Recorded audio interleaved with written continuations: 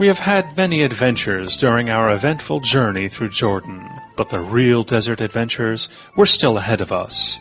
Camping at the Wadi Rum, a camel ride in the desert, and a genuine jeep ride among the sand dunes. The soaring peaks and strange, magical-looking rock formations of the Wadi Rum capture the heart of every traveler. The beauty of the rock arches, vaults, and stone gates are reminiscent of the Grand Canyon. The color of the sand ranges from grayish-white through Sahara yellow to a deep, special red.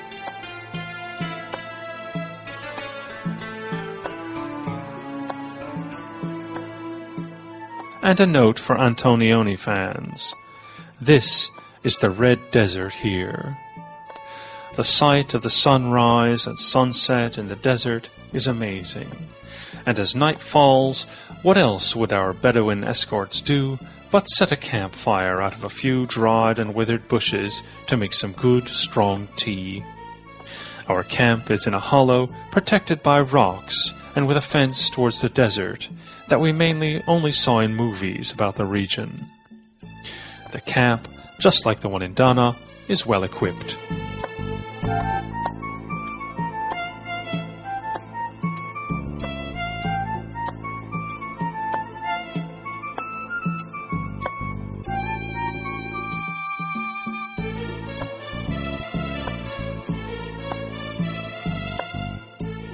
After breakfast, the camel drivers appear with their animals.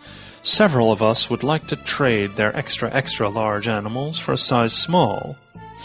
Or the other way around. But there's no time. The caravan is taking off.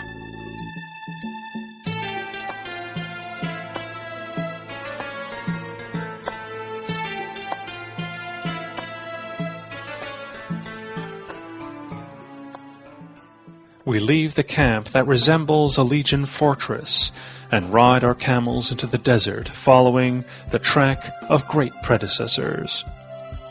Camels are interesting animals. Their two wide toes prevent them from sinking in the sand.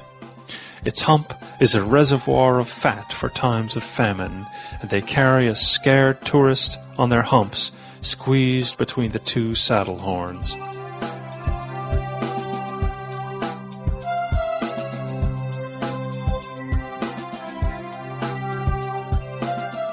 Our approach to camel riding may not be the best at first, but after 10 minutes we start to relax our stiff grip and carefully try to shift positions with our numb legs.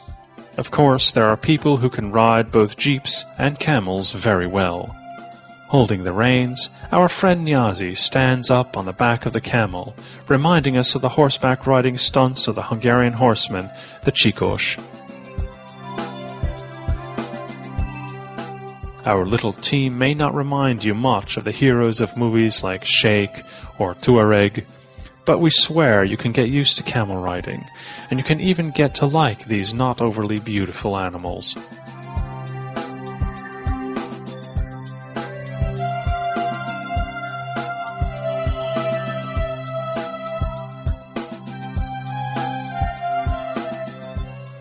Many say that camels kick and even spit, but maybe they behave so badly only in front of visitors at the zoos. Our camels appeared to be definitely clean and friendly. And we instantly grew very fond of the white-haired camel calf. The camel handler explained to us that these animals have 2 rows of eyelashes and can even close their nostrils. They normally do that only in a sandstorm, but fortunately, we did not get into any.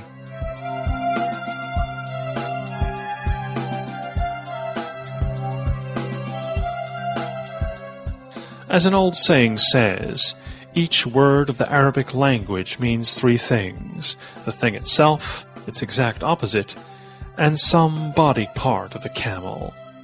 So is it a wonder we did not learn more than 10 Arabic words during our journey?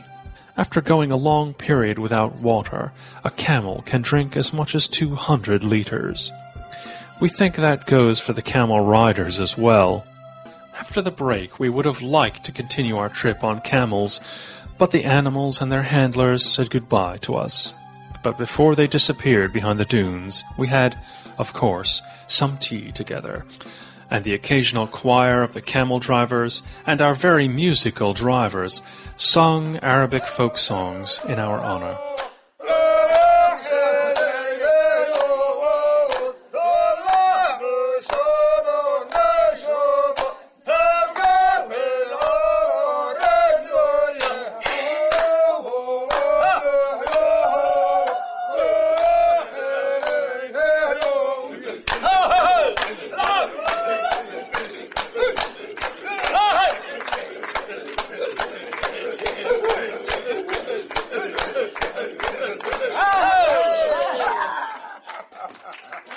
These are most likely the experiences that make traveling so much fun. The little adventures are the spice of traveling. Of course, if you lost all sense of adventure, you can still go to Jordan and see the sights by an air-conditioned bus that takes you there from your 5-star hotel. As you like it, or as Lord Byron said, the rites that sanctify the pile.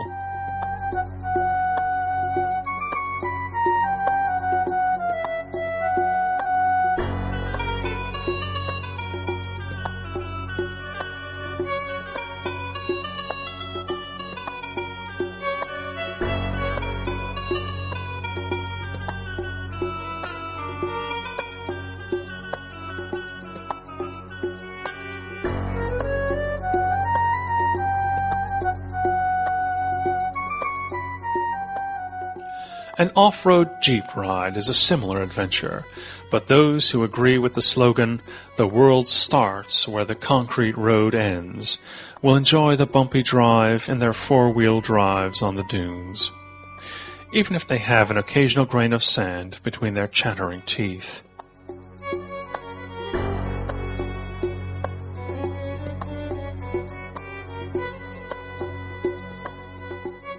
The desert is more full of life than we thought.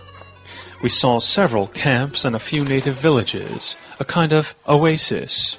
For the local children, the water reservoirs are just as good as the swimming pools of luxury hotels.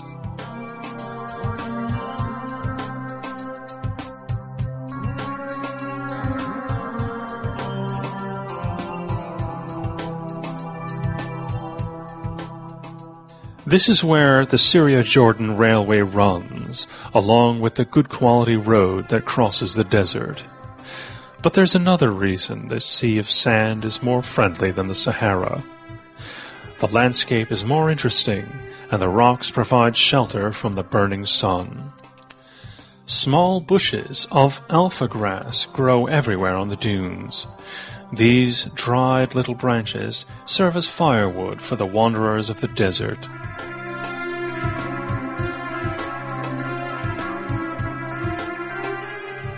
The legendary British intelligence officer T.E. Lawrence, who became known as Lawrence of Arabia, is still held in great esteem as a hero among the Bedouins. A movie by the same title was made about his life in 1962, starring Peter O'Toole. Lawrence's character also appears in the Indiana Jones story, although not in the movies, but in the TV series. The English colonel wrote about the land that he had come to love in his book titled 7 Pillars of Wisdom, and his enthusiasm explains why the locals had grown so fond of him.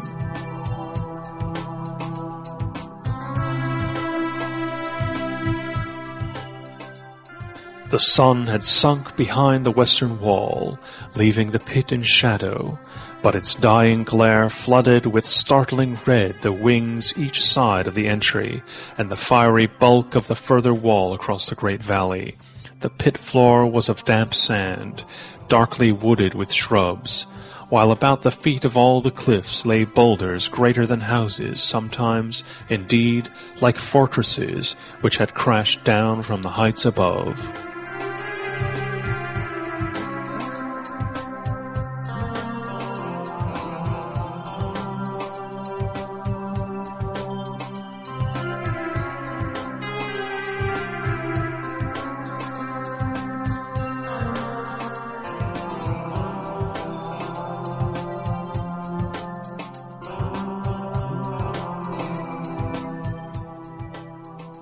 All of us gathered a last small souvenir, an interesting stone or a bottle of red sand, and we knew these were more valuable for us than those you can buy for money.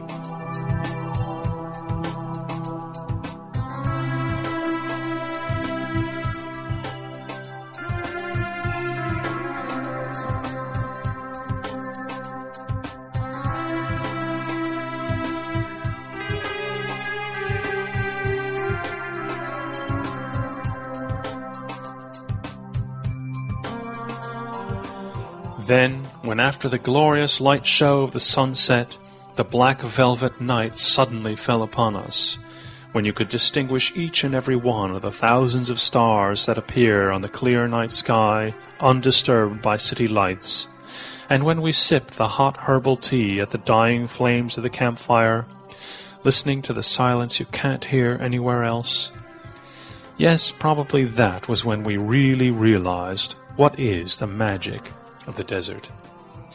We were sitting in the cooling sand and suddenly understood the Bedouins who wouldn't leave this place for the world, and we were already contemplating how much we would yearn for the sunlit sand and cliffs upon returning to our faraway homes.